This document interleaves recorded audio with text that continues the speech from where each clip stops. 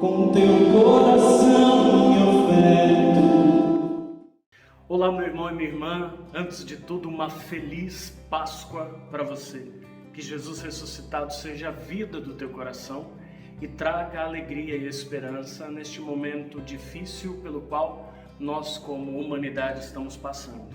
Não percamos a esperança, Jesus é conosco. Esse é o nosso canal do Padre Eduardo Pugliese, este é o programa Verbo da Vida e hoje, domingo de Páscoa, gostaria de meditar um dos evangelhos possíveis para a leitura nessa manhã tão bonita, o Evangelho de João, capítulo 20, versículos de 1 a 9. Mas antes, eu gostaria de contextualizar a festa, a solenidade que estamos celebrando. O que significa Páscoa? Páscoa é uma realidade somente cristã ou ela já existia antes do cristianismo? Bem, a segunda resposta está correta. A Páscoa já existia antes do cristianismo e já existia na fé judaica. E na fé judaica ela era celebrada sob duas perspectivas diversas. Primeiro, uma perspectiva é o olhar sobre Deus. Páscoa era a festa da passagem de Deus no meio do seu povo que estava escravo no Egito. Aliás, essa ideia de passagem é a melhor tradução na língua portuguesa para a ideia hebraica de Páscoa. Páscoa em hebraico se diz Pessah e expressa justamente essa ideia do verbo passar ou do substantivo passagem. Então, primeira perspectiva, Deus passa no meio do seu povo, porque não é indiferente à dor do seu povo que sofria na escravidão diante do regime do faraó egípcio. Mas essa não é a única perspectiva. Temos também um olhar lançado sobre o povo. A Páscoa é também a passagem do povo, tanto pelo Mar Vermelho, quanto também da escravidão para a liberdade. Ora, essa passagem, vista sob diversos enfoques, era na verdade uma prefiguração de uma passagem ainda maior. Então a primeira Páscoa, a Páscoa do Antigo Testamento, a Páscoa judaica, ela era a preparação, o vestíbulo, o hall de entrada de um grande edifício festivo que era a Páscoa cristã. E é sobre ela que nós queremos falar e é ela que nós estamos celebrando nesse domingo. A Páscoa cristã é a passagem de Deus no meio do povo de um jeito muito mais radical, porque é a passagem de Deus feito agora homem em Jesus Cristo. E Jesus, uma vez morto sob o suplício da cruz, passa da morte à vida. Eis aí a passagem novamente como ideia central. Jesus passa da morte para a vida, passa da escuridão do túmulo para a liberdade de uma vida eterna. E uma vida eterna que ele inaugura por força do Pai para todos nós. E todos nós também, como povo, agora somos contemplados com esse presente. Jesus, nosso Senhor e Mestre, ressuscita puxando a fila.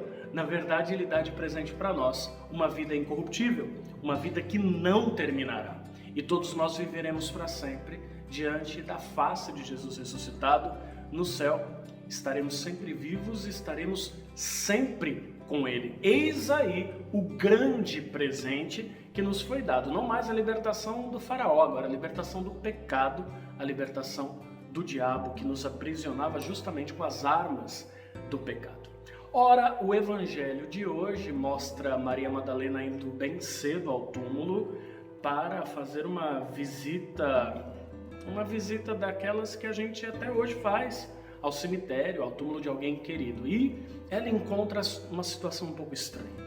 O sepulcro aberto, os panos não largados de qualquer jeito, mas arrumados e, enfim, um túmulo vazio.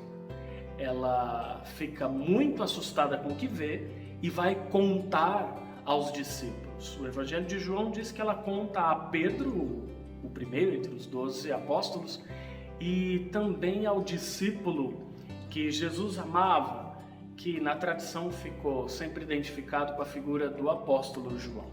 Os dois correm juntos, e quando chegam, Pedro entra primeiro, Pedro vê as coisas como Maria Madalena havia anunciado, e o outro discípulo entra atrás. E aí o evangelista João completa essa cena dizendo que o discípulo amado, que é no Evangelho de João o discípulo exemplar, aquele que tem virtudes que devem ser imitadas por todo cristão. Bem, o discípulo amado entra, vê as coisas como estão e acredita.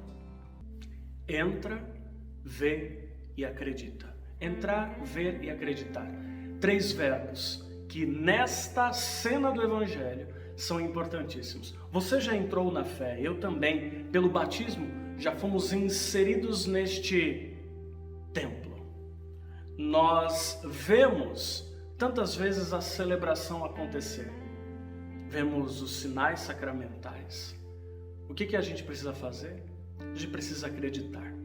Deus está deixando sinais na nossa vida o tempo inteiro. Não só nos sacramentos, sobretudo neles, sobretudo no da Eucaristia. Mas esses sinais são, do ponto de vista empírico, material, inconclusivos, porque afinal de contas, eles não nos dão, por A mais B, a garantia de que Jesus está vivo. Um túmulo vazio pode significar que alguém tenha roubado o corpo de Jesus, mas o evangelista diz que o discípulo amado acredita. Eis aí aquilo que nós precisamos fazer, dar o salto da fé. Ao olhar para a sua vida, não a contemple como um suceder de acontecimentos vazios e sem significado. Encontre o fio do significado divino, peça a sabedoria de Deus para encontrar este fio do porquê divino, no mistério que é a tua vida. E sobretudo na celebração da Eucaristia, quando você puder enxergar pão e um pouquinho de vinho, depois da consagração, creia, ele está lá. O sinal do ponto de vista dos sentidos não é conclusivo, mas eu preciso ter a mesma virtude que o discípulo amado teve, a virtude de, ao ver aqueles sinais, acreditar. E quem acredita é feliz, tem uma feliz Páscoa, tem uma feliz vida. Deus te abençoe com a força do ressuscitado, Ele que é Pai, Filho e Espírito Santo. Amém.